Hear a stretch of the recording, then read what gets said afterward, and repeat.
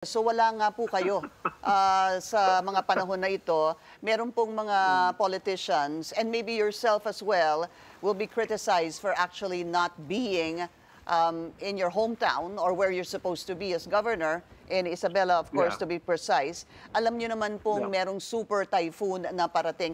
What happened, sir? Why weren't you there? Because I believe you left on a Friday and we all knew, we were all preparing regarding Super Yeah. Typhoon 1, even, we knew this by Wednesday even, sir. Bakit ho kayo Yes. umalis pa?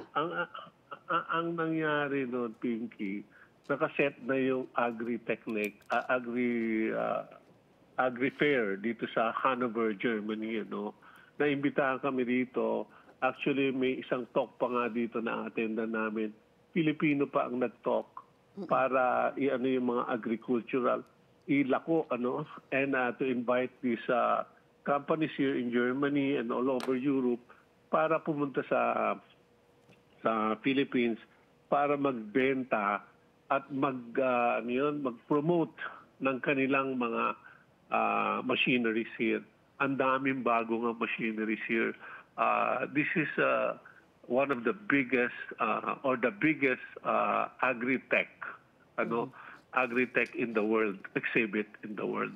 So hindi na kami makaalis dito. At saka nung dumating yung order na yan sa amin, it was on the 9th na nakaalis na kami actually. Hindi naman kami pwede bumalik agad kasi kung babalik din kami, kunyari, kukuha kami ng ticket ng 10, sasalubungin din namin yung bagyo dyan. So useless, di ba? But Sasalubungin namin yung Governor, bagyo hindi ho 1 or ba? 2. Midweek pa lang last week, alam na po natin about this super typhoon. Of course, it would have Yes. changed course at any given time because it actually entered the Philippine area of responsibility. If I'm not mistaken, so, sir, maybe Thursday? Yes, Pinky, I know, I'm aware of that. But again, yung delineation ng powers naman namin, the Vice Governor was there, the Vice Governor was, ando doon naman ako, nagpe-prepare kami dyan.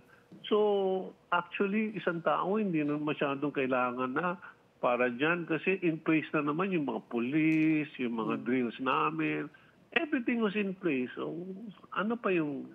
Were you I mean, not the concerned, technology now. sir? Were you not concerned No, that you might so- get, you might receive some flack for actually not being there? Actually, no naman. Kasi sanay na naman yung mga tao sa amin dyan, Pinky. Yung pagbasa sa akin dyan, ang sinasabi sa akin, nung nag-interview, there was somebody, nung paalis kami, sabi sa akin, sir, binabash kayo ng mga bashers, ganito, ganyan. Ang sinabi ko lang, wala akong pakialam doon sa mga magbabash sa akin na alam ko naman na hindi taga sa amin. Kasi ang dami ng reaction sa iyo, nagbabash sa iyo, ganyan-ganyan. Sabi ko, hindi ko naman pinakikinggan yan. Importante, nakafocus ako doon sa work ko. At saka yung work ko, naiwan ko na dyan, yung work ko, na-delineate ko na sa mga tao ko, alam na ng mga tao ko ang gagawin ko.